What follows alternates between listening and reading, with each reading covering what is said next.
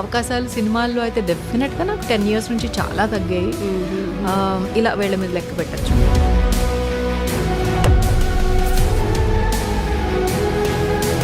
ఒక్క పాట కూడా ఇస్తే maybe I'm retired from the film industry అని నేను అనుకోవచ్చు. ముంబైలో ఒక సింగర్కి మినిమం 5,000 ఇవ్వడానికి అది పెద్ద. Is it? యా. ఆయన కంపోజిషన్లో మేబీ అన్ని హిట్ సాంగ్స్ లేదంటే అంత జర్నీ ఉండటం మూలాన్నో ఏంటో కదా, it gave scope to many rumours. Do you think that way? Maybe he's a fan of you అనటం లేదంటే he's dependent on you for. ఒక జర్నలిస్ట్ నాకు చెప్పారు సచ్ టాక్స్ అనేసి. ఇలాంటి రూమర్స్ విన్నప్పుడు ఏంటి మనం ఇట్లా ఫన్ చేయకూడదా మరి ఇలా.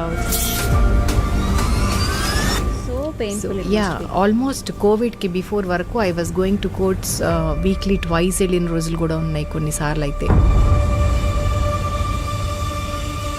Open about your your relationship. First time I open my mouth at I dream.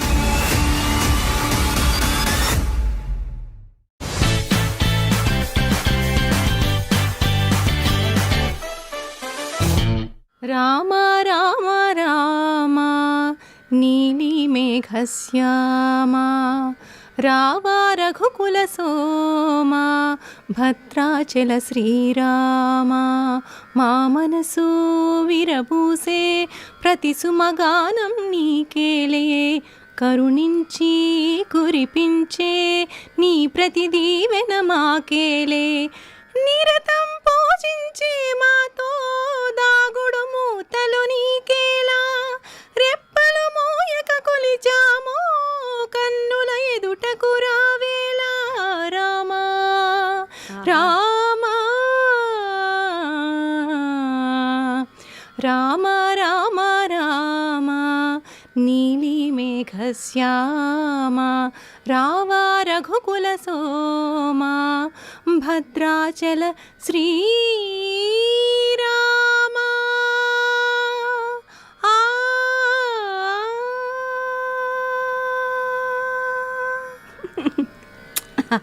Thank you.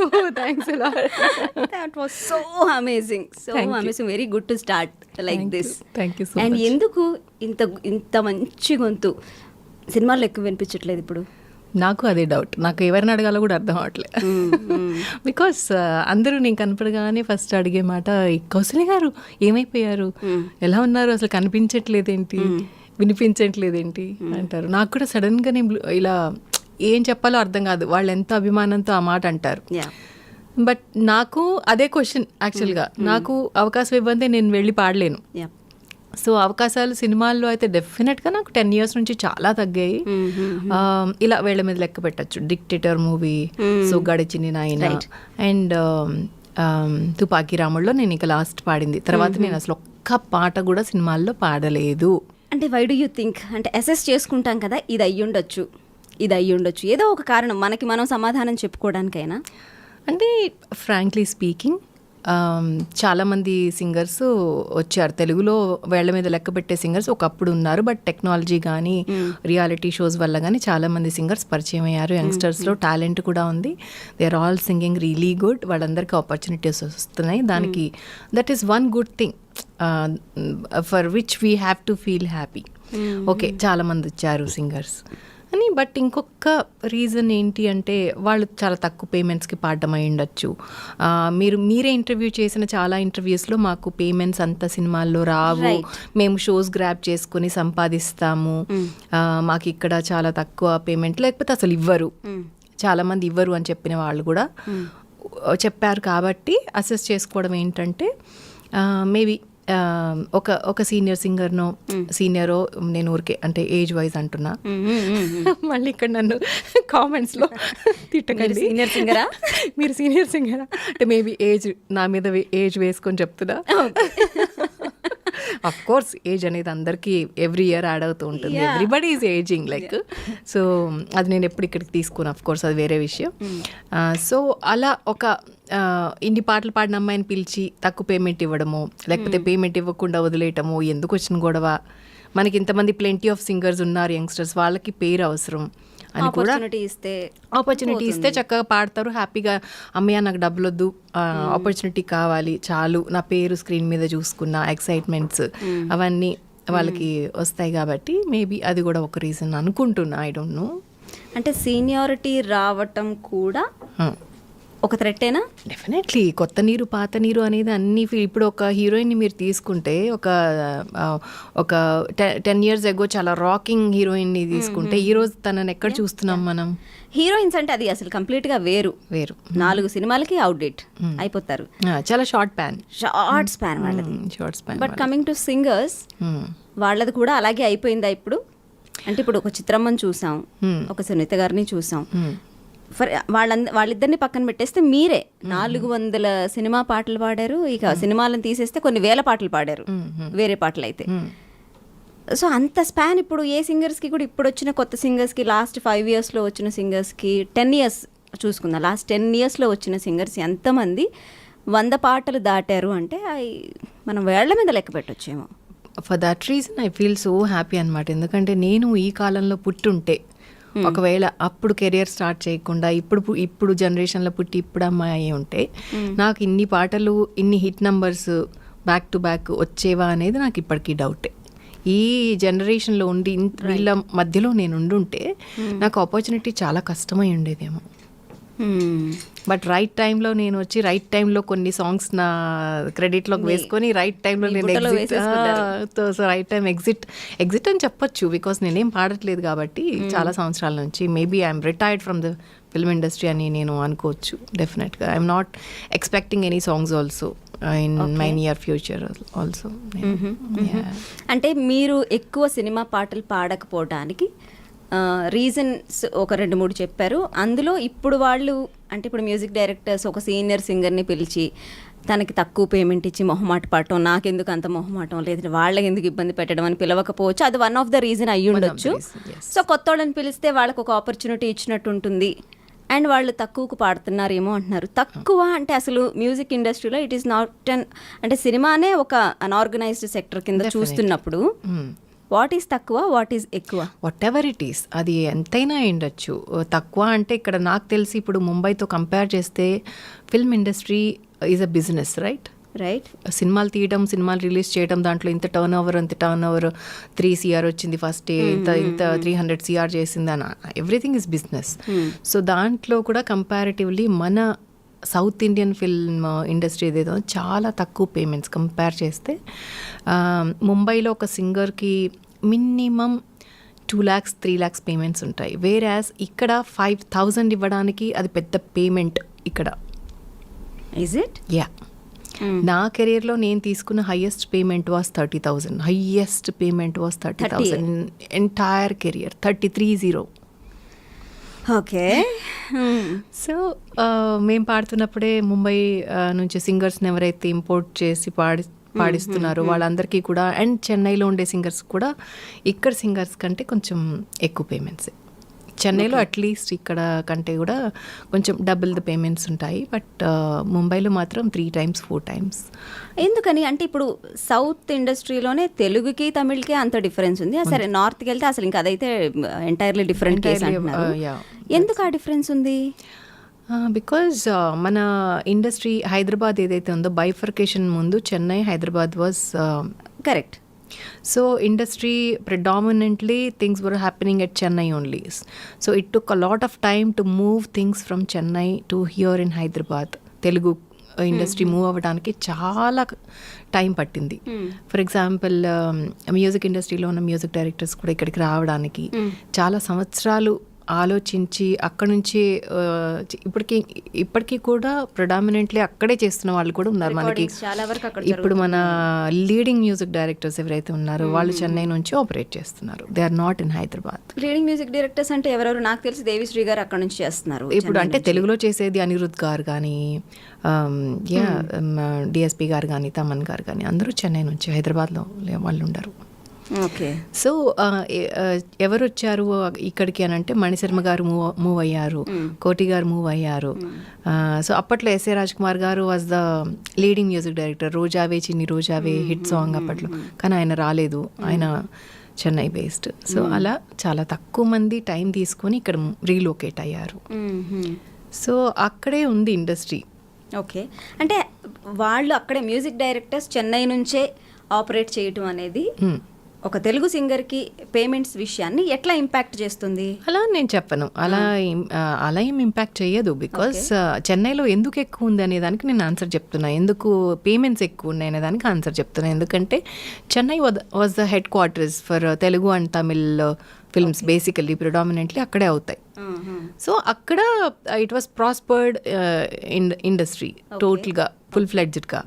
But వేరే హైదరాబాద్లో స్టార్ట్ అయినప్పుడు ఇక్కడ it was taking baby steps. ఇక్కడ రికార్డింగ్స్ ఎస్వి కృష్ణారెడ్డి గారు తీసుకొచ్చారు ఫస్ట్ ఇక్కడ రికార్డింగ్స్ చేయడం. సో మేమందరం అప్పట్లో కోరస్ పాడేవాళ్ళం ఆ సినిమాల్లో. తర్వాత రమణ గోగుల్ గారు చేశారు ఇక్కడ. అలా స్టార్ట్ అయ్యింది ఇక్కడ. అప్పట్లోనే ఎస్ఏ రాజ్ కుమార్ గారు వాళ్ళు చెన్నై నుంచి వచ్చి ఇక్కడ రికార్డింగ్స్ చేసేవాళ్ళు. మేమంతా కళ్ళ ముందు చూసేవాళ్ళం ఎలా మూవ్ అవుతుంది ఇండస్ట్రీ. సో అందులో I was recording solo hummings కానీ, దేవీపుత్రుడులో వచ్చే ఒకలాంటి సౌందర్య బేబీని క్యారీ చేసేటప్పుడు బ్యాక్గ్రౌండ్లో ఒకలాంటి ఓపెరా వాయిస్ అది నాదే అన్నమాట. సో అప్పట్లో క్రెడిట్స్ అన్నీ ఉండవుగా, అంటే ఇప్పట్లో కూడా లేవు బ్యాక్గ్రౌండ్ స్కోర్కి కాబట్టి తెలియదు కాబట్టి. So I use to sing those western కానీ ఓపెరా కైండ్ ఆఫ్ అలాంటివి ఏమైనా పాడాలంటే నేనే పాడేదాన్ని. సో మనకి ఇండస్ట్రీ అంటే హీరోలు మిగతా డిపార్ట్మెంట్స్ అన్ని కూడా హైదరాబాద్కి మూవ్ అయినా మ్యూజిక్ ఇండస్ట్రీ అనేది అంత ఫాస్ట్గా మూవ్ అవ్వలేదు. చాలా టైం తీసుకుని స్లోగా మూవ్ ఆన్ అయింది, ఇక్కడికి వచ్చేసింది అనమాట, రీలొకేట్ అయింది. సో వీ సా మణిశర్మ గారు మూవింగ్ హియర్, కోటి గారు మూవింగ్ హియర్, కీరవాణి గారు వాజ్ ఆల్సో ఆయన కూడా ఫాస్ట్ గానే మూవ్ అయ్యారు ఇక్కడికి. ఆయన రికార్డింగ్స్ లో కూడా మేము కోరస్ పాడేవాళ్ళం, నేను మా సిస్టర్. మీరు చెప్పినట్టు కీరవాణి గారు, కోటి గారు, మణిశర్మ గారు వీళ్ళు చాలా లెజెండ్స్. సో వాళ్ళు మూవ్ అయ్యారు. ఓకే, దాని తర్వాత సెట్ ఆఫ్ లాస్ట్ 20 years నుంచి we have seen a boom of కొత్త మ్యూజిక్ డైరెక్టర్స్ చాలా మంది వచ్చిన్నారు. వాళ్ళందరూ తెలుగు నుంచే హైదరాబాద్ నుంచి ఆపరేట్ చేస్తున్నారు. ఎస్, అంటే ఆర్పి గారు, చక్రి గారు వాళ్ళిద్దరూ ఇక్కడ 2 pillars లాగా హైదరాబాద్ లో స్టాండ్ అయ్యారు, హైదరాబాద్ నుంచే వచ్చిన మ్యూజిక్ డైరెక్టర్స్ గా. తర్వాత అనూప్ గారు చేశారు, హైదరాబాద్ నుంచే చేశారు. తర్వాత చాలా మంది హైదరాబాద్ లోంచి మ్యూజిక్ డైరెక్టర్స్ చేశారు. సో అలా ప్రాస్పర్ అయిందన్నమాట. అయినా సరే అంటే మనకి ఇంతమంది మ్యూజిక్ డైరెక్టర్స్ ఇక్కడ తెలుగు నేల నుంచి చేస్తున్నా సరే మన సింగర్స్ పేమెంట్స్ లో ఎందుకు ఆ హైక్ రాలేదు? ఎందుకంటే అసలు ఇక్కడ ఇండస్ట్రీనే వస్తే చాలు అని అనుకుంటాం మనం. అప్పుడు ఏదో ఒకటి స్టార్ట్ అవ్వాలి ఇక్కడ వర్క్స్. సో ఏదైనా స్టార్ట్ అయినప్పుడు ఏది కూడా అంత డిమాండ్ అంత ఉండదు కదా, ఏమంటారు సప్లై అండ్ డిమాండ్ లాగా అలా ఇక్కడ. ఎందుకంటే అవకాశాలు లేకుండా చాలా మంది ప్లెంటీ సింగర్స్ అప్పటికే ఉన్నారు. సో వాళ్ళకి అవకాశాలు కావాలి. సో బడ్జెట్స్ కూడా ఇక్కడ తయారయ్యే వాటికి బడ్జెట్స్ అంత లేవు. Chennai was the main head quarters కాబట్టి ఇక్కడ అంతా స్ట్రగుల్ అయ్యేవాళ్ళు. ఎలా అయినా సినిమా చేయాలి, ఎలా అయినా సినిమా బయటికి రావాలి. పూరి జగన్నాథ్ గారు అప్పుడే స్టార్ట్ అయ్యారు చేయడం. సో నాకు తెలిసి పూరి జగన్నాథ్ గారు కూడా చాలా లో బడ్జెట్లోనే చేశారు ఫస్ట్ టూ మూవీస్ కానీ. సో అందరూ లో బడ్జెట్ నుంచే స్టార్ట్ అయ్యారు అప్పటి నుంచి. సో ఎవరి దగ్గర అంత బడ్జెట్స్ ఉండుండవు అప్పట్లో నాకు తెలిసి. సో స్టార్టప్లో ఎవరికైనా తక్కువ పేమెంట్స్ ఉంటాయి. కాకపోతే ఏంటంటే స్టార్టప్లో ఉన్నది తర్వాత ప్రాస్పర్ అయినా కూడా అది ఎక్కువ నంబర్స్ పెరగలేదు, అది అలానే ఉండిపోయి. I have few friends in singers. వాళ్ళతో మాట్లాడినప్పుడు చెప్తా ఉంటారు ఏంటంటే బేసిక్గా ఒక మ్యూజిక్ డైరెక్టర్, ఒక ప్రొడ్యూసర్తో మాట్లాడుకున్నప్పుడు ఇంత బడ్జెట్ అని ఇచ్చేస్తారు, he will give to the entire musicians who ever it is. True, very true. తీసుకుంటారంటే 1 లక్ష తీసుకున్నారంటే ఎవరెవరికి ఎంత ఇవ్వాలి అనేది ఆయన చేతిలోనే ఉంటుంది. ఎగ్జాక్ట్లీ. సో మనకి ఇవ్వరు, అసలు మనకు ఆపర్చునిటీ ఇచ్చిందే ఎక్కువలాగా వాళ్ళు. But not everybody, like few. నేను విన్నది కొంతమంది అలా ఉన్నారు, కొంతమంది చాలా ప్రాంప్ట్గా. కీరవాణి గారు వాజ్ ఫెంటాస్టిక్. అసలు ఆయన అసలు డిలే ఉండటం కానీ చాలా వాల్యూ ఇస్తారు సింగర్స్కి. Even I heard Devi Sri Prasad గారు ఇస్ దట్ వే. కీరవాణి గారికి నేను ఎగ్జాంపుల్, నేను పాడాను వల్లంకి పిట్ట వాజ్ ద హిట్ సాంగ్, వెంగమాంబాలో పాడాను. తర్వాత రమ్యకృష్ణ గారి సినిమా ఒకటి పాడాను. బట్ ఆయన చాలా ప్రాంప్ట్ అసలు. ఇంకా బయట వాళ్ళకంటే ఇంకా కొంచెం ఎక్కువ వేసైనా ఇమ్మీడియట్గా పంపించేస్తారనమాట. సింగర్స్కి వాల్యూ ఇవ్వడం అంటే కీరవాణి గారి తర్వాత ఎవరైనా. అంటే ఇప్పుడు మీరు చూస్తే బాహుబలిలో కూడా చాలా యంగ్స్టర్స్ని, కొత్త వాళ్ళని, అంత పెద్ద ప్రాజెక్ట్కి ఎవరు అంత వాల్యూ ఇచ్చేంత యంగ్స్టర్స్ని స్టార్టప్లో ఉన్న వాళ్ళని తీసుకొని నిజంగా గ్రేట్ ఆయన. అంత ఎంకరేజ్మెంట్. ప్రాంప్ట్గా ఇస్తారు అంటే హౌ, అంటే ప్రాంప్ట్గా ఇవ్వటం అంటే ఏంటి, అసలు ప్రాంప్ట్గా ఇవ్వకపోవడం లేదంటే అసలు ఇవ్వకపోవడం అంటే ఏంటి? ప్రాంప్ట్గా ఇవ్వడం అంటే అదొక లైక్ సాంగ్ పాడగానే అదొక ఈవెంట్ లాగా పెట్టుకొని ఇమ్మీడియట్గా క్లియర్ చేసేయడం, మంచి పేమెంట్ ఇవ్వడము, వచ్చిందా లేదా అని కూడా చెక్ చేయడము, ఇది ఓకే అది ఒక ట్రీట్మెంట్. ఒక సింగర్కి ఒక ట్రీట్మెంట్ అనేది ఆయన ఫెంటాస్టిక్ అసలు. అంటే ఆఫ్ కోర్స్ అంటే డిప్లొమాటిక్గా నేను అడిగినా సరే మీరు చెప్పలేరు కొన్ని answers. So Keeravani garu he's very prompt in payments అంటున్నారు. హూ ఈజ్ నాట్ అంటే మైండ్లో ఒక 10 పేర్లు తిరిగినాయా మీకు? హూ ఈజ్ నాట్ అంటే నాకంటే ఇప్పుడు జనరేషన్ బాగా చెప్పగలుగుతారు, ఒకవేళ చెప్పగలిగితే. I don't think so it's relevant now because I'm almost retired. No, you don't say that you are retired. Of course. Balasubrahmanyam గారు ఏమిటి లాస్ట్ మినిట్ దాకా పాడాలనే ఉంటుంది. బట్ ఒక విషయం ఏంటంటే సినిమా ఇండస్ట్రీ తోటే పాటలు ఆగిపోవు. ఇప్పుడు ఓటీటీస్ కానీ చాలా ఎక్స్పాండ్ అయింది, ఆపర్చునిటీస్ కానీ ప్లాట్ఫామ్స్ కానీ. యూట్యూబ్ ఒకటి ఉంది, యూట్యూబ్లో ఒరిజినల్ సాంగ్స్ పెట్టుకోవచ్చు వీడియో పర్పస్లో. అండ్ స్పాటిఫై, ఐట్యూన్స్లో కూడా మన సాంగ్స్ రిలీజ్ చేసుకోవచ్చు. Plenty of opportunities if you want to do something. అలా మీరు ఇప్పుడు నేను రిటైర్ అయిపోయాను అంటున్నారు, only for the film industry, Telugu film industry. ఇప్పుడు మళ్ళీ మీకు ఆపర్చునిటీస్ వస్తాయి, మీరు పాడతారు, దట్ ఈస్ అవర్ హోప్. వస్తే ఈ రోజు ఇప్పుడైనా పాడతాను. So you should never say that you are retired, one thing. Second thing is ఇప్పుడు సింగర్స్ ని చూస్తున్నట్లయితే ఇప్పుడున్న ఫిమేల్ సింగర్స్లో లాస్ట్ 10 yearsగా చూసినట్లయితే ఎవరైనా they made some really good mark అంటే గీతా మాధురి తర్వాత నాకు తెలిసి ఇంకెవరు అంత స్ట్రాంగ్గా ఒక మార్క్ క్రియేట్ చేసినట్టయితే కనిపించలా. మెరుస్తున్నారు. Ramya Behara is really sing well and there are also other singers who are making mark for themselves. But Geetha పాడినన్ని పాటలు కానివ్వండి, తను క్రియేట్ చేసినంత ఇంపాక్ట్ కానివ్వండి, నాకు తెలిసి దాని తర్వాత ఎవరు క్రియేట్ చేయాల. But as in for male singers, ఆ మేల్ సింగర్స్ డామినేషనే నడుస్తూ ఉందా అని నాకు అనిపించింది. What do you say? Suppose male singers అంటే హైదరాబాద్లో can you mention any male singer name బాగా వినపడేది? మేల్ సింగర్స్కి అసలు అంత క్రేజ్ వీళ్ళు ఇవ్వరు, అమ్మాయిలకి ఎక్కువ ఇస్తారు. ఇప్పుడు ఇన్స్టాగ్రామ్లో కూడా అమ్మాయిల పోస్టులకు వచ్చిన లైక్లు అబ్బాయిలకి రావు అనేది ప్రతి చోట నాకు మన అందరికీ వినపడే కంప్లైంట్. సో అమ్మాయిలకి తొందరగా పేరు వచ్చేస్తుంది because they look beautiful, they appear on stage, right అలా అని. బట్ డామినేషన్ అని నేను అనుకోను. ఒక పాట పాడాలంటే మేల్ వాయిస్ ఎంత అవసరమో ఫీమేల్ వాయిస్ కూడా అంత అవసరము. కాకపోతే మేల్ సోలోస్ ఎక్కువ ఉంటాయి, ఫీమేల్ సోలోస్ చాలా తక్కువ ఉంటాయి. ఫీమేల్స్కి సోలో సాంగ్స్ దొరకవు ఎప్పుడు కూడా, మీరు అబ్జర్వ్ చేస్తే డ్యూయట్ ఉంటుంది. కాకపోతే ఇప్పుడు కొంచెం ఐటెం సాంగ్స్ లాగా వచ్చాయి కాబట్టి కొన్ని పాటలు ఇప్పుడు అంటావా మామ is a solo song I guess కదా, అలాంటివి ఇప్పుడు వస్తున్నాయి తప్ప మెలడీస్లో మనం వెతుక్కోవాలి. అసలు ఒక్క సోలో సాంగ్ చిన్ని చిన్ని ఆశ లాంటి సాంగ్ కానీ, వింటున్నావా లాంటి పాట కానీ ఉందా ఎక్కడన్నా అంటే ప్రియతమ పలికినది మనసులో సరిగమా, అలాంటివి చాలా తక్కువ వస్తాయి యాక్చువల్గా, very rare. Okay, so it's not about domination అంటారు. డామినేషన్ కాదు, క్రియేటివ్ ఫీల్డ్లో వాళ్ళు క్రియేట్ చేయడం వల్ల వచ్చేటువంటి సంక్షోభం అని చెప్పచ్చేమో. Like the way film demands they create opportunity. ఒక అమ్మాయి ఇప్పుడు నేను పాడాను రామారామ పాట, అది యాక్చువల్గా మోనా డ్యూయట్ సాంగ్.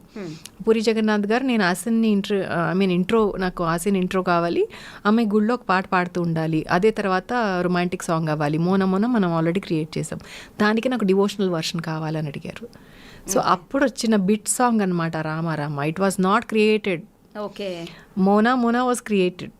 దాని వర్షన్ వచ్చి ఇలా కావాలి, నువ్వు క్లాసికల్గా దాన్ని కొంచెం మౌల్డ్ చేయి, నువ్వు క్లాసికల్లో ఎంఏ చేసావు కాబట్టి నీకే వదిలేస్తున్నాను అని చక్రి గారు నా చేతిలో పెట్టిన ఒక బిట్ సాంగ్ అనమాట. అవునా? ఓకే. సో ఆ మోనా ఛాయలు రాకుండా, రొమాంటిక్ ఇది రాకుండా నేను క్లాసికల్గా భక్తితో పాడిన పాట అనమాట అది. సో ఆసిన్ ఇంట్రొడక్షన్లో ఆ పాట గుళ్ళో వస్తుంది. అప్పుడు నాగార్జున గుర్తు చేసుకుంటే ఆ పాట ఒక్కసారి పాడరా.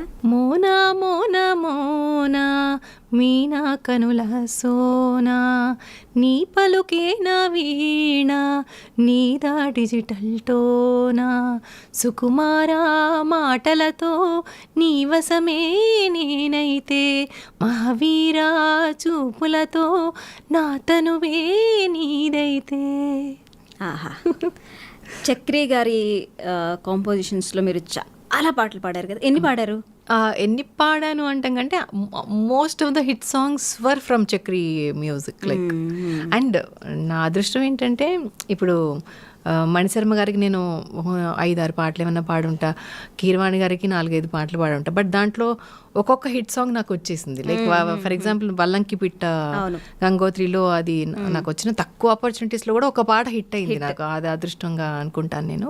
చక్రి గారి మ్యూజిక్ డైరెక్షన్లో వేరాజ్ చాలా బంచ్ ఆఫ్ హిట్స్ ఉన్నాయన్నమాట, బ్యాక్ టు బ్యాక్. లైక్ లంచ్కి వస్తావా మంచుకు వస్తావా, జుమ్ జుమారే జుమ్ జుమ్ జుమ్, మళ్ళీ కుయవే గువ్వా, ఇలా వరుసగా నువ్వు అక్కడుంటే నేను ఇక్కడుంటే, గుండెల్లో ఏదో సడి గోలిమార్లో, ఈరోజే తెలిసింది ఈరోజే తెలిసింది, లేలేత నవ్వులా పింగాణి బొమ్మల, చాలా ఒక list of songs were super hit. Right. ఆయన కంపోజిషన్లో మేబీ అన్ని హిట్ సాంగ్స్ లేదంటే అంత జర్నీ ఉండటం మూలాన్నో ఏంటో కదా, it gave scope to many rumours. Do you think that way? Maybe అప్పట్లో ఇంటర్నెట్ ఎక్కువ లేదు కాబట్టి అప్పుడు టీవీలో ఎవరిని ఇద్దరు పక్కపక్కన చూస్తే వాళ్ళ మీద నాకు తెలిసి చాలా ఫన్నీగా అనిపిస్తుంది నాకు కూడా. ఎవరైనా ఇద్దరు యాంకరింగ్ చేసినా పక్క నుంచి ఎవరైనా ఎక్కువ వర్క్ చేసినా ఇలాంటివన్నీ కామన్. సో అది అంటే అలాంటి రూమర్స్ విన్నప్పుడు ఆబ్వియస్లీ చక్రి గారికి కూడా తెలిసే ఉంటుంది. He's your mentor definitely. అన్ని సాంగ్స్ అంత జర్నీ మీరు షేర్ చేసుకున్నప్పుడు డెఫినెట్లీ ఒక మంచి రిలేషన్ అనేది అయితే ఏర్పడి ఉంటుంది. సో ఈ రూమర్స్ వచ్చినప్పుడు మీ రిలేషన్ మీద అది ఎట్లాంటి ఇంపాక్ట్ ఎఫెక్ట్ చూపించింది? యాక్చువల్లీ ఆయన ఎప్పుడన్నా ఈ నోటేషన్స్కి దాని మీద మెంటర్ అంటే he used to feel that I'm his mentor. Oh really? Yeah, నేను నీ ఫ్యాన్ని అని చెప్పేవాళ్ళు. ఇంటర్వ్యూస్లో కూడా ఆయన చాలా ఇంటర్వ్యూస్లో స్టేట్ చేశారు దట్ నేను కౌసల్య ఫ్యాన్ని. బికాజ్ తనకున్న క్లాసికల్ నాలెడ్జ్, ఎప్పుడైనా నోట్స్ రాయాలన్నా కూడా ఎక్కువ నన్ను స్పాట్ చేసే వాళ్ళందరూ రికార్డింగ్ స్టూడియోలో రికార్డిస్ట్ పక్కన నేను కూర్చుని వర్క్ చేసేదాన్ని. సో చాలా మంది కూడా అలా నన్ను స్పాట్ చేసేవాళ్ళు స్టూడియోస్లో. సో నేను అనుకుంటా even that can lead to rumours ఏమో మరి. ఎక్కువ నేను వర్క్ చేస్తున్నాను కదా, సో స్టూడియోలో ఉండేదాన్ని, వర్క్ చేసేదాన్ని. చాలా అసిస్టెంట్ లాగానో లేకపోతే సమ్ అదర్ ఏ నేమ్ ఇచ్చుకున్నా కూడా నేను శంకర్ మహాదేవన్ గారి వాయిస్ మిక్స్ చేసేదాన్ని, హరిహరన్ గారి వాయిస్ మిక్స్ చేసేదాన్ని. కొన్నిసార్లు లెటర్స్ కొన్ని తప్పులు వచ్చేవి వాళ్ళ దాంట్లో.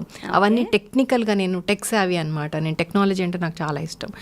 టెక్నికల్గా ఆ లెటర్స్ని కరెక్ట్ చేయడం కానీ పిచ్ కరెక్షన్స్ చేయడం కూడా. ఆ రోజుల్లో పిచ్ కరెక్షన్ అనేది it was so brand new. Okay, that was and there అసలు. అప్పుడప్పుడే పిచ్ కరెక్షన్, మెలోడిన్ సాఫ్ట్వేర్స్ అవన్నీ కూడా అప్పుడప్పుడు వస్తున్నాయి అనమాట. సో నేను పర్సనల్గా కూర్చొని నాకు అలాంటివి ఏమన్నా ఉంటే nobody can deal with it. నాకు ఆ ఫ్లాటో షార్పో, అది ఫ్లాట్ అయింది షార్ప్ అయింది అవన్నీ నాకు తెలియదు, నాకు సంగీతం రాదు, ప్లీజ్ టేక్ కేర్ అని చెప్పేసి నాకు వదిలేసేవాళ్ళు. సో అవన్నీ నేను ఆ వర్క్స్ చేసేదాన్ని అనమాట.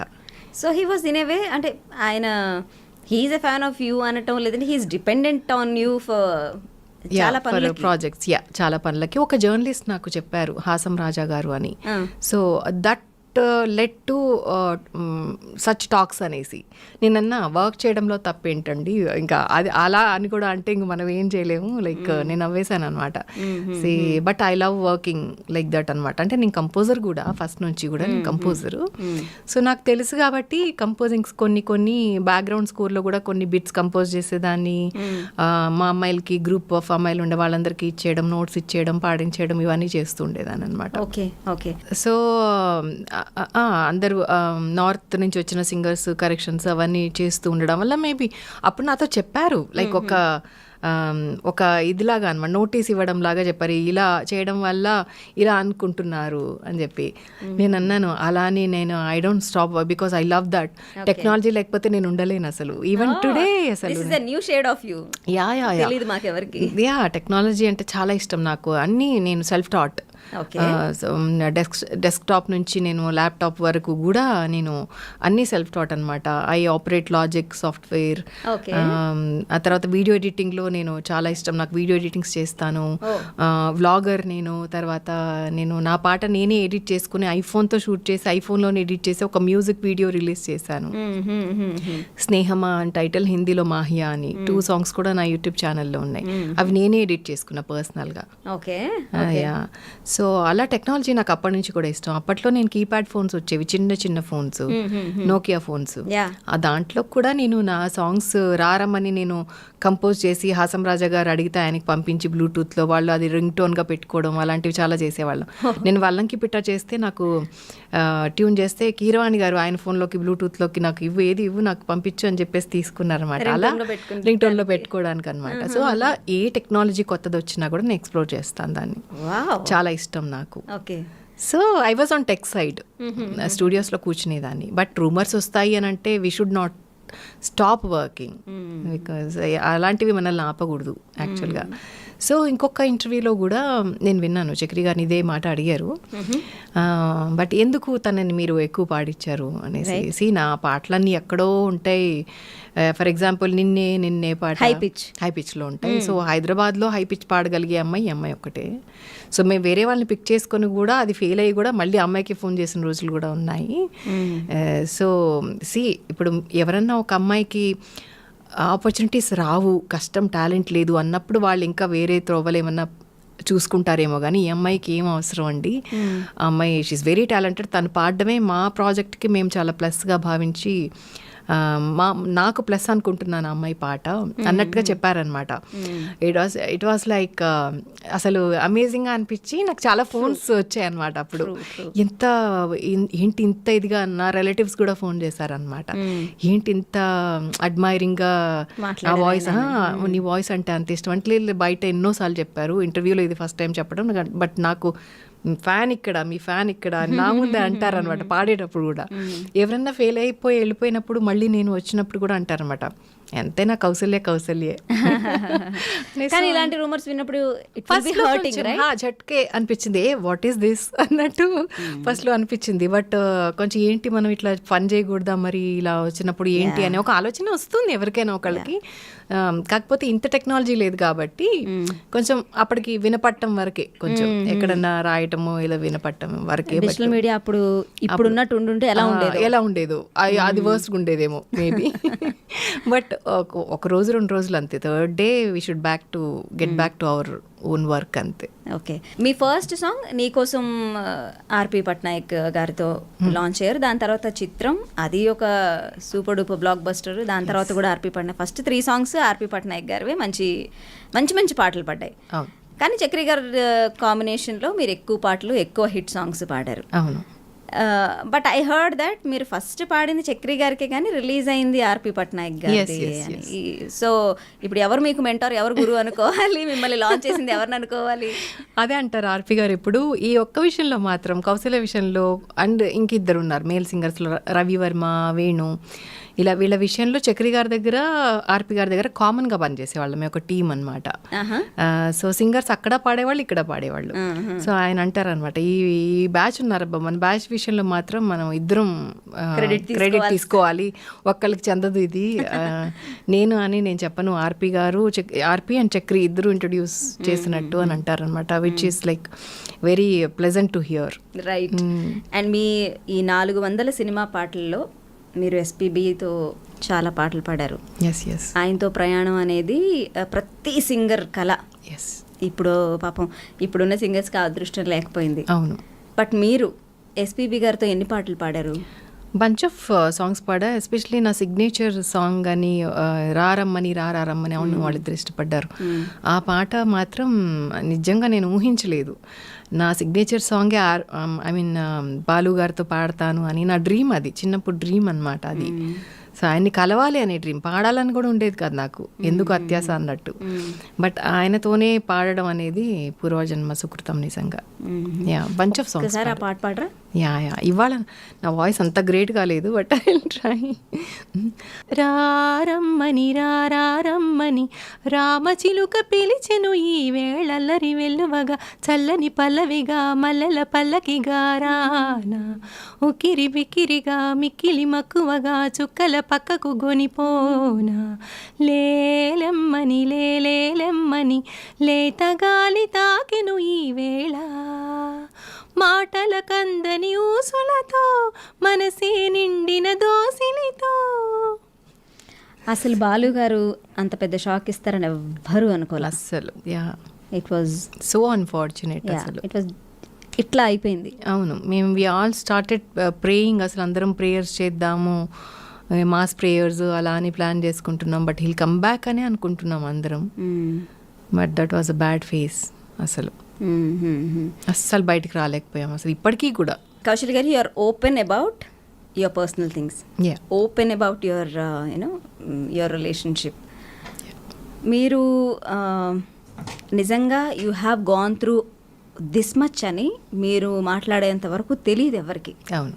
అండ్ మీరు మాట్లాడిన తర్వాత నిజంగా చాలా మందికి మీ మీద ఒపీనియన్ మారిపోయింది. అప్పటి వరకు ఉన్నది ఒక కైండ్ ఆఫ్ ఒపీనియన్ అయితే మీరు ఎప్పుడైతే బయటకు వచ్చి మీ రిలేషన్ గురించి మాట్లాడారో it completely changed everything, the way people look at you, what you have gone through, మీరు ఎంత ఫైట్ చేస్తున్నారు అని. అంటే what made you come out and talk అండి మీ relation, what has gone wrong? Actually నేను అసలు బయటికి వద్దామని ఎప్పుడూ నా ఉద్దేశం లేదు. ఒక్కసారి మాత్రం ఎప్పుడు కూడా పోలీస్ స్టేషన్లో కానీ ఎక్కడన్నా ఫైలు చేసినా కూడా ఎప్పుడు ఒక నోట్ పెట్టేదాన్ని వాళ్ళకి, కొంచెం క్రైమ్ స్టోరీస్కి ఇవ్వకండి, బయటికి రానివ్వకండి, మీకే ఇది మీడియాకే అని చెప్పేదాన్ని. వెరీ ష్యూర్ అన్నమాట, ఇది క్రైమ్ స్టోరీ కింద వచ్చేస్తుంది.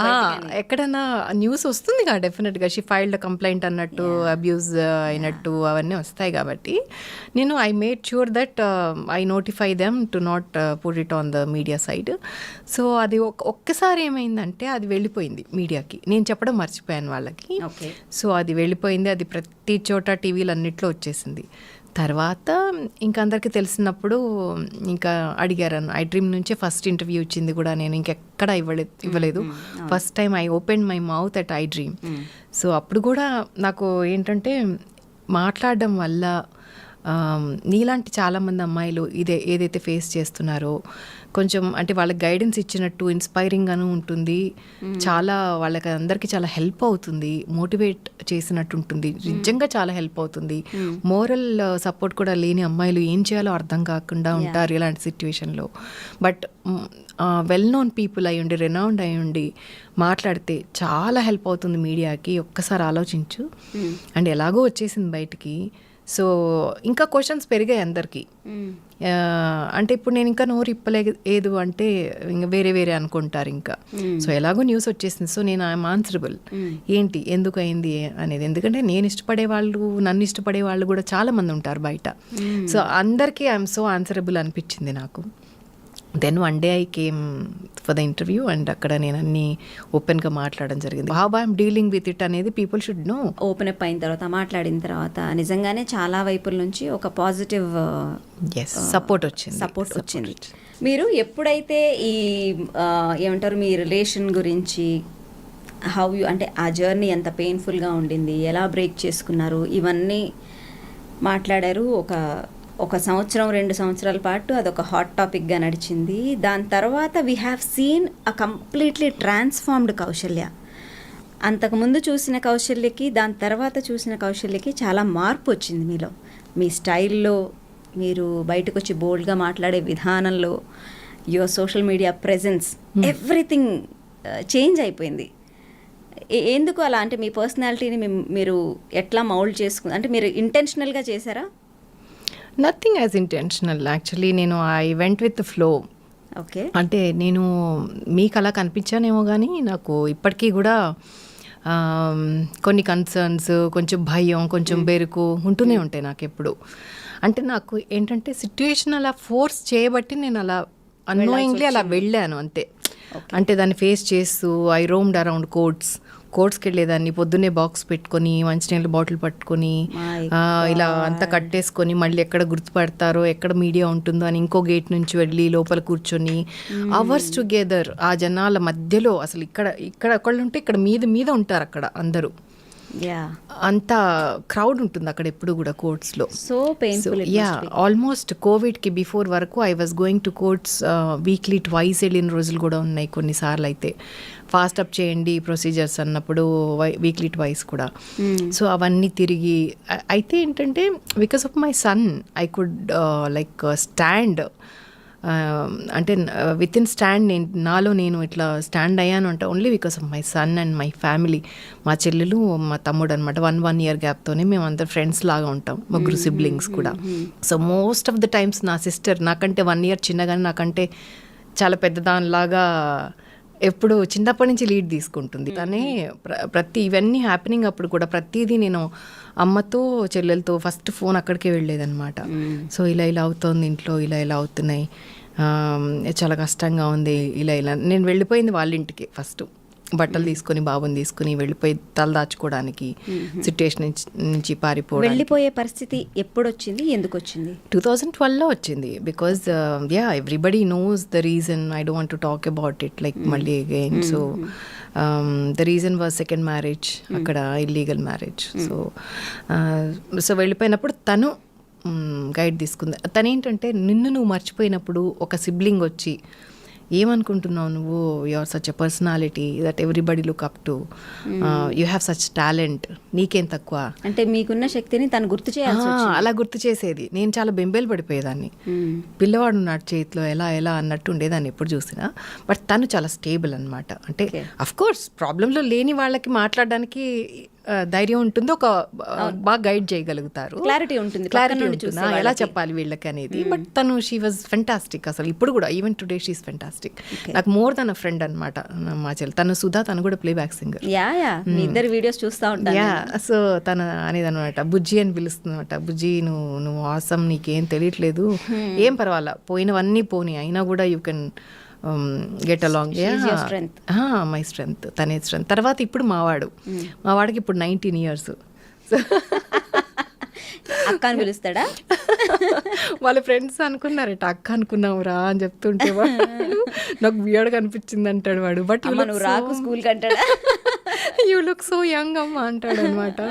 సో వాడు ఎప్పుడైతే టీనేజ్కి వచ్చి తర్వాత ఒక్కొక్క 1 year అర్థం చేసుకుంటూ వచ్చాడు, అమ్మా you have gone through such అని వాడి కన్సర్న్ నాకు ఎప్పుడైతే చూపిస్తాడో ఒక మదర్కి, మోర్ దెన్ ఎనఫ్. మనం ఫేస్ చేసింది ఒకటి చాలు పో, అర్థం చేసుకుంటోంది నా ఫ్యామిలీ అన్న ఆనందం ఏదైతే ఉంటుందో అది మనకి అన్నీ మొత్తం ఎరాజ్ చేసేస్తుంది అనమాట. పాతవన్నీ అసలు నాకు సంబంధం లేదు.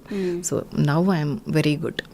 మీ అబ్బాయి ఎప్పుడు అంటే అన్ని దగ్గరుండి చూసుంటాడు, మీరు ఏం పడ్డారో, ఎన్ని నిద్రలేని రాత్రుడు గడుపుంటారో, ఎంత ఏడ్చుంటారో, ఇవన్నీ తను చూసుంటాడు. అట్ ద సేమ్ టైం వాళ్ళ నాన్నగారిని కూడా చూసుంటాడు, ఆయన ఎలా ట్రీట్ చేశారు ఏంటిదని. ఆ జర్నీలో తనకి ఎప్పుడు మిమ్మల్ని అనలేదంటే నీది కూడా కొంచెం తప్పు ఉందమ్మా అని ఎప్పుడు అన్న సిచ్యువేషన్ ఎప్పుడు రాలేదా? నెవ్వర్ అసలు. నన్ను ఇంకా అడ్మైర్ చేయడం స్టార్ట్ చేశాడు ఈ మధ్య. అంటే నీలాగా అంత స్టేబుల్గా, అంటే ఇన్ని జరుగుతున్నా కూడా ఏదో పరిగెత్తి ఇంకొక తప్పు చేయడము, లేకపోతే నాకు ఇన్ని కష్టాలు వచ్చాయని ఇంకొకటి చేయడము, ఇంకొక అలవాట్లు చేసుకోవడము, ఇంకొక సర్కిల్లోకి వెళ్ళిపోవడము, అలాంటి బ్లండర్స్ అవుతాయి యూజువల్గా. కానీ ఎలా అమ్మా నువ్వు ఇలా అంటే ఈ రోజుకి నువ్వు ఒకే చోట ఉన్నావు అప్పటి నుంచి ఇప్పటికీ కూడా, నీకు రిగ్రెట్స్ లేవు, నువ్వు ఒక బ్లండర్ చేశాను ఆ టైంలో అని ఎప్పుడు రిగ్రెట్ అవ్వాలా? అంటే మేము ఫ్యామిలీలో మాట్లాడుకునేటప్పుడు కూడా అన్ని డిస్కస్ చేసుకునేటప్పుడు వీళ్ళు అన్నోయింగ్లీ వింటూ ఉంటారు ఏం జరిగింది అనేది. ఎవ్రీ ఫేజ్ అనేది వాళ్ళకి తెలియకుండా ఉండదు. సో అంటాడనమాట, అన్ని ఎక్కడ చూసినా కూడా ఒక్కటి కూడా నీకు అసలు వేలెత్తి చూపించడానికి కూడా ఉండదు, నీకు కూడా ఏం రిగ్రెట్స్ లేవు, బట్ ఇంత నీట్గా ఎలా మెయింటైన్ చేసుకున్నావమ్మా, దట్ ఈస్ సో సర్ప్రైజింగ్ అని అంటాడనమాట. అంటే ఇంకా మెచ్యూర్ అవుతారు వాళ్ళు, ఇంకా ఈజ్ జస్ట్ 19 years old. కానీ మీకు భయమే లేదా ఈ రిలేషన్ బ్రేక్ అయ్యేటప్పుడు? ఎదుగుతున్న కొడుకు, స్టేబుల్ ఇన్కమ్ లేకపోవటం, ఇవన్నీ కూడా ఒక కైండ్ ఆఫ్ ఇన్సెక్యూరిటీ, ఎంత భయం, ఆ ఫేజ్ అంతా అసలు ఎట్లా ఉండేదండి? అమ్మో నాకు అసలు రేపు ఏంటి అనేది తెలియదు. నేను రెంట్ పే చేయాల్సి వస్తే ఎంత పే చేయగలుగుతాను, అసలు ఎంత అఫోర్డ్ చేయగలుగుతాను, నాకు ఎంత ఇన్కమ్ వస్తుంది నెలకి. అక్కడ చూస్తే పాటలు లేవు, సినిమాలో పాటలు అనేది వెరీ మచ్ ఏమంటారు దాన్ని, ఆ ఇన్కమ్ అనేది it's not secured. Like every month ఇంత వస్తుందనే సెక్యూరిటీ లేదు మనకి అక్కడ. అప్పటికే తగ్గిపోయాయి నాకు. కాకపోతే అప్పటికి షోస్ ఉన్నాయి నాకు. 2012, 13 తానా, 14, 15 అప్పుడు ఎవ్రీ ఇయర్ కూడా వన్స్ నేను యూఎస్లో షోస్కి వెళ్ళి ఒక స్టాండర్డ్ అమౌంట్ పట్టుకుని వచ్చాను. కాబట్టి నాకు అంత కంగారే లేదు. అంటే అక్కడికి వెళ్ళి షోస్ చేసుకొస్తే డాలర్స్ కన్వర్షన్ కదా, సో కొంచెం బాగానే ఒక 2-3 ఇయర్స్కి, ఒక 1 ఇయర్లో ఒకసారి వెళ్ళి వచ్చామంటే ఆ 1 ఇయర్కి పర్లేదు, మనం సర్వైవ్ అవుతామని గ్యారంటీ ఉంది. సో అందుకని కొంచెం నాకు అంత బెంబేలు ఎత్తలేదు అనమాట. తర్వాత మళ్ళీ డౌన్ అయింది. 2015 నుంచి మళ్ళీ యూఎస్ షోలు కూడా నేను ఎక్కువ వెళ్ళలేదు. కోవిడ్ వచ్చిన తర్వాత మొత్తం జీరో అయింది. ఒక ఆన్లైన్లో 2 సార్లు ఏమో ఈవెంట్స్ చేసాం యూఎస్ వాళ్ళకి, అంతే. సో అప్పుడు కూడా తగ్గింది. కాకపోతే online classes were going on, Covid కాబట్టి. సో అప్పటి నుంచి స్టేబుల్గా ఉంది. It was not bad, not good also. Right. నా సర్వైవల్కి ఓకేలా ఉందన్నమాట. అందుకే నేను ఎప్పుడన్నా ఆల్బమ్ సాంగ్స్ అని అంటున్నాను, నేను ఎందుకు పెట్టలేకపోతున్నాను వాటి మీద, నేను ఇన్వెస్ట్ చేయలేకపోతున్నాను అంటే దిస్ ఇస్ ద రీజన్. ఎందుకంటే నా కొడుకు చదువులకి ఎంత పెట్టాలో తెలియదు. ఇప్పటికే I'm staying at rented house, rent కడుతున్నాను.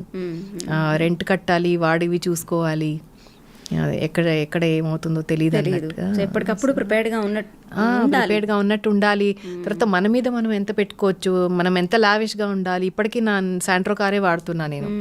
This is the time I need to change it. డెఫినెట్గా దాని రిజిస్ట్రేషన్ కూడా ఇప్పటికి 20 years అయింది. సో అలాంటి కొన్ని మస్ట్ ఉంటాయి మనకి. కారు సెక్యూరిటీ, కార్ అనేది వెరీ మచ్ ఎసెన్షియల్ మనకి.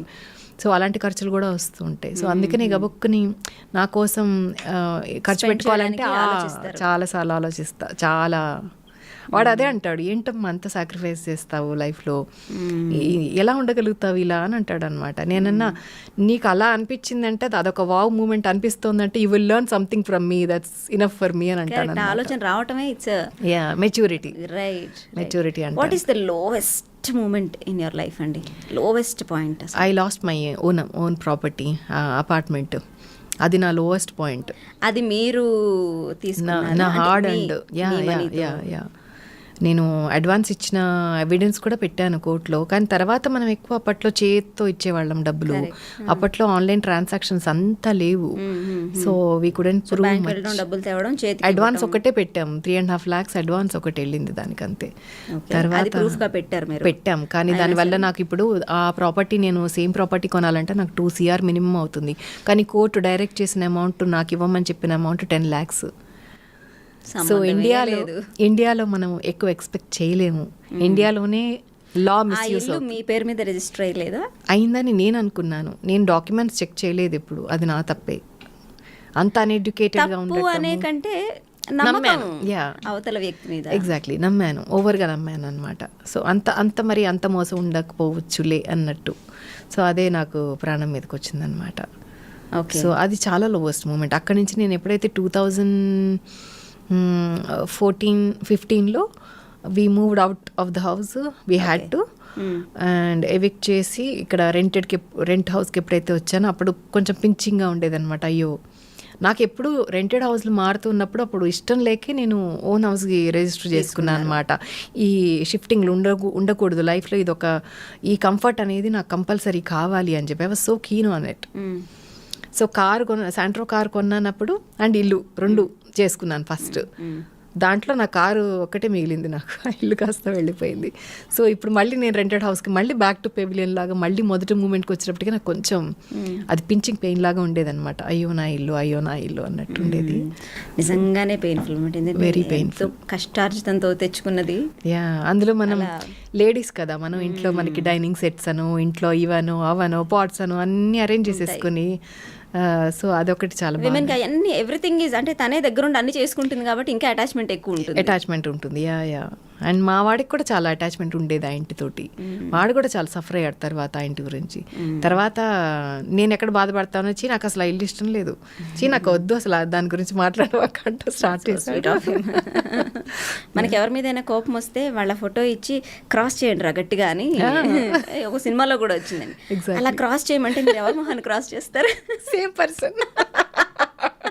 నేను మా అబ్బాయికి చెప్తాను, ఎవరినన్నా ఒక్కళ్ళని నేను క్షమించలేని ఒక పర్సన్ ఈ ఎర్త్ మీద ఎవరినన్నా మెన్షన్ చేయమంటే ఎవరు అంటే that is the person I can never forgive. I can never ever forgive in my life.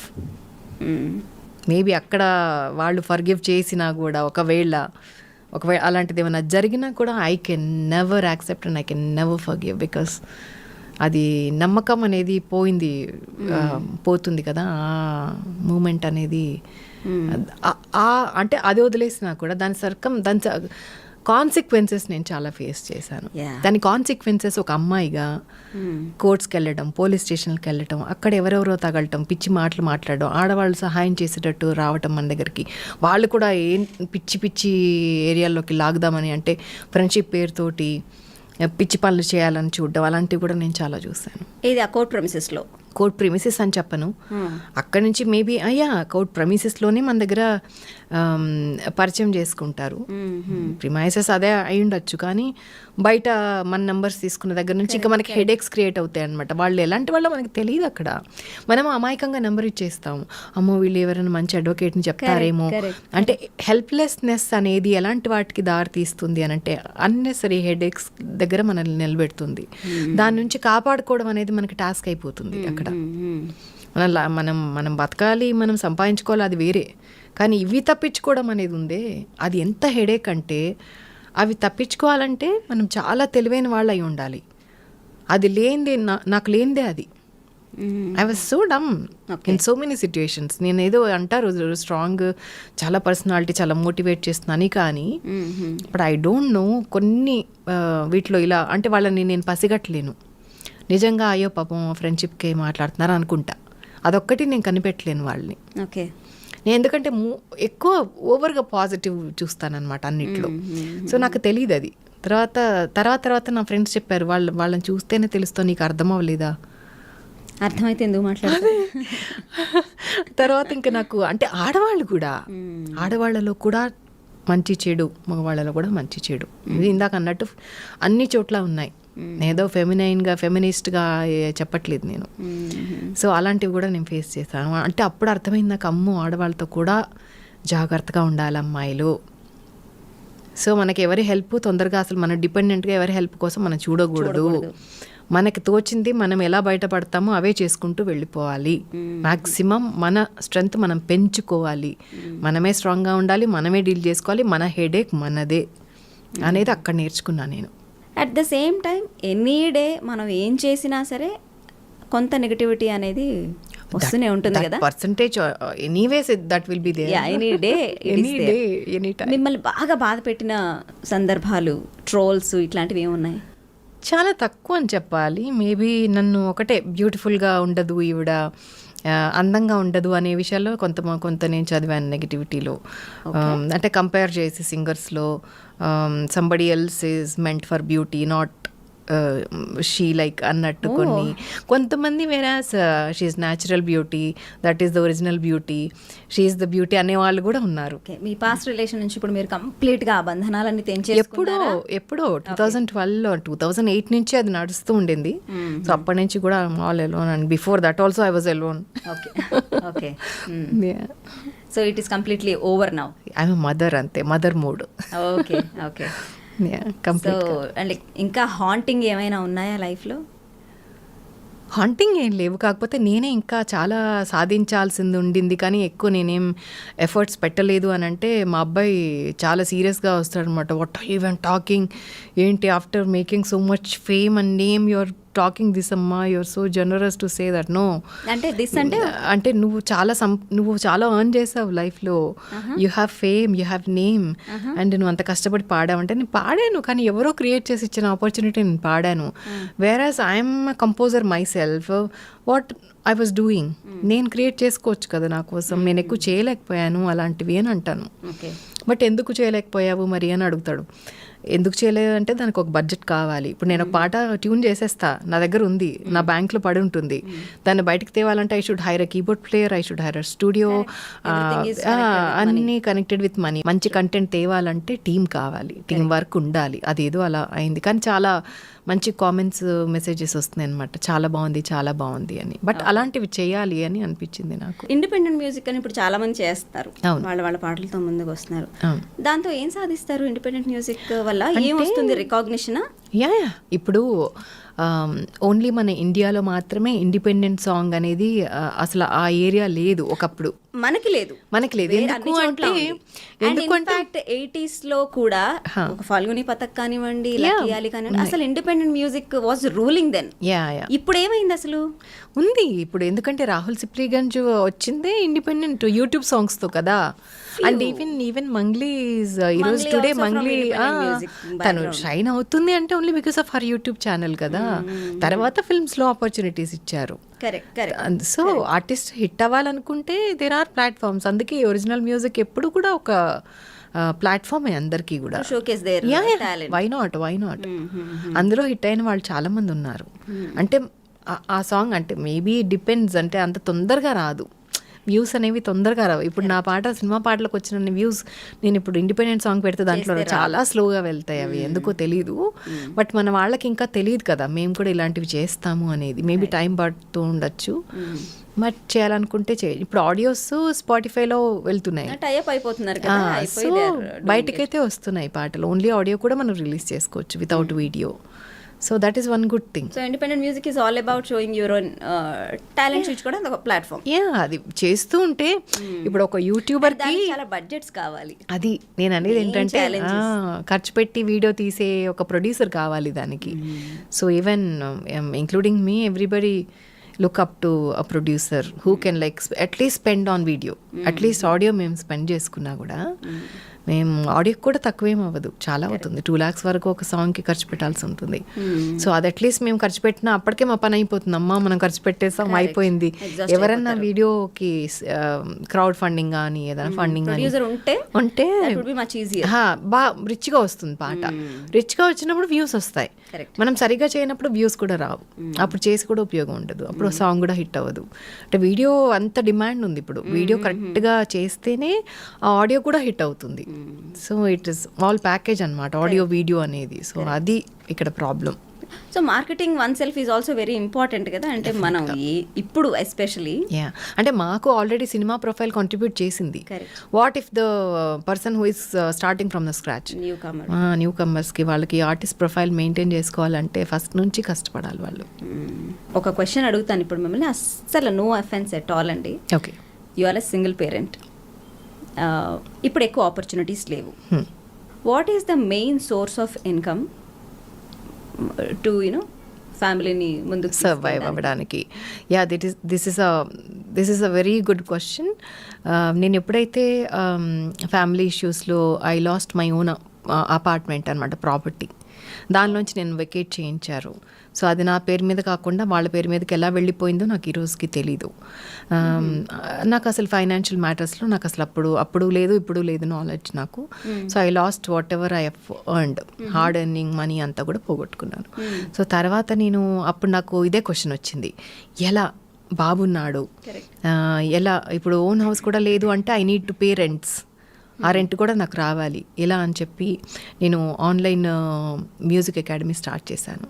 Kaushalya music academy నా పేరే పెట్టుకున్నాను, సో దట్ ఈజీగా అందరికీ తెలియడానికి. కౌసల్య మ్యూజిక్ అకాడమీ ఫస్ట్లో మాదాపూర్లో రన్ చేశాను. కోవిడ్ తర్వాత ఇంకా రెంట్స్ వేస్ట్ అవుతున్నాయని చెప్పి అప్పటికప్పుడు వెకేట్ చేసేసాం.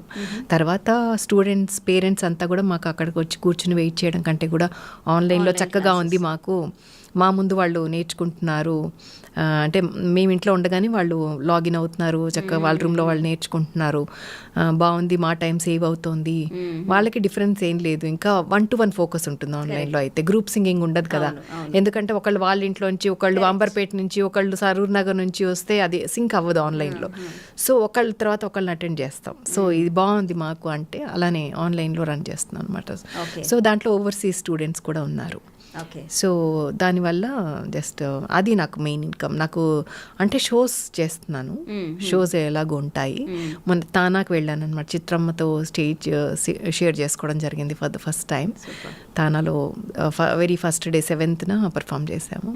సో అలా once in a while shows and academy run చేస్తున్నాను, ఫౌండర్ అండ్ సిఇఓగా రన్ చేస్తున్నాను. And even I'm taking classes for the overseas students. వాళ్ళకి పర్సనల్గా నేనే 1-to-1 క్లాస్ తీసుకుంటా.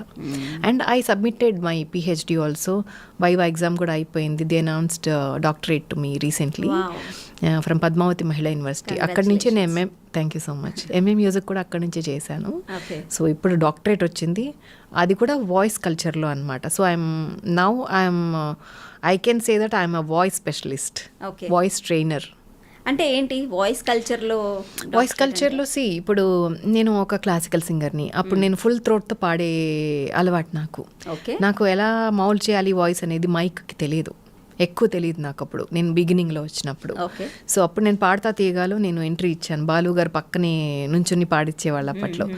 అప్పుడు my singing was very bad. అంటే బ్యాడ్ ఇన్ ద సెన్స్ నాకు తెలీదు ఎలా మౌల్డ్ చేయాలి, ఎంతవరకు వాడాలి. ఒక మైక్రోఫోన్, పవర్ఫుల్ మైక్రోఫోన్ ఉన్నప్పుడు దానికి ఎంత పర్సంటేజే మనం ఇవ్వాలి. టోటల్ 100% మనం ఇట్లా ఫోర్స్ ఇవ్వకూడదు. దాన్ని వాయిస్ ప్రొజెక్షన్ అంటాం. దాన్ని ఎలా కంట్రోల్ చేయాలి. తర్వాత స్టేజ్ మీద మనకి వాయిస్ త్రో కావాలి, వేరాజ్ ఇక్కడ మనకి వాయిస్ త్రో పనికిరాదు. బ్లోస్ వస్తాయి, బబుల్స్ వస్తాయి. సో తర్వాత సినిమా పాటని ఎలా పాడాలి, వెస్టర్న్ని ఎలా మాడ్యులేట్ చేయాలి, ఫోక్ సాంగ్ని ఎలా న్యాచురల్గా ఎలా పాడాలి. సో అలా క్లాసికల్లో ఫుల్ థ్రోట్ సింగింగ్ ఉంటుంది, అంటే బేస్ వాయిస్లో ఉంటుంది. చాలా పాటలు కూడా శ్రీమన్నారాయణ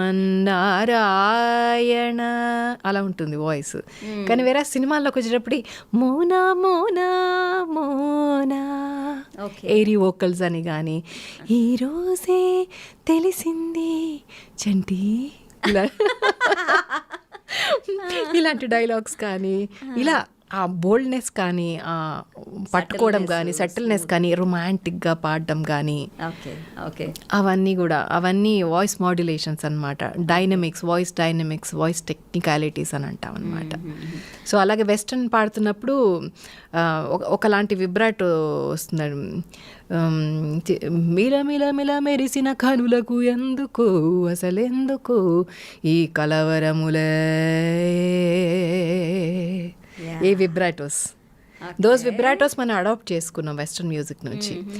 సో అవన్నీ కూడా ఎంత విబ్రాటో ఇవ్వచ్చు. లతా మంగేష్కర్ అమ్మ వాయిస్లో కూడా విబ్రాటోస్ ఉంటాయి. బాహుమే చలే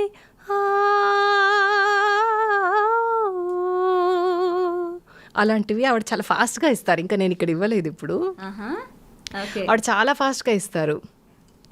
సో అలాంటివి కూడా నార్త్లో వేరేగా ఉంటాయి విబ్రాటోస్, మనకి సౌత్లో వేరేగా ఉంటాయి. నార్త్ కంపోజిషన్ స్టైల్ కూడా వేరే ఉంటుంది, మనది వేరే ఉంటుంది. ఇంగ్లీష్ సాంగ్ కంపోజిషన్ వేరే ఉంటుంది. ఇలా there are several elements. Actually it's a subject. So basically you are Carnatic music నేర్చుకున్నారు, ఇప్పుడు వాయిస్ కల్చర్లో డాక్టరేట్.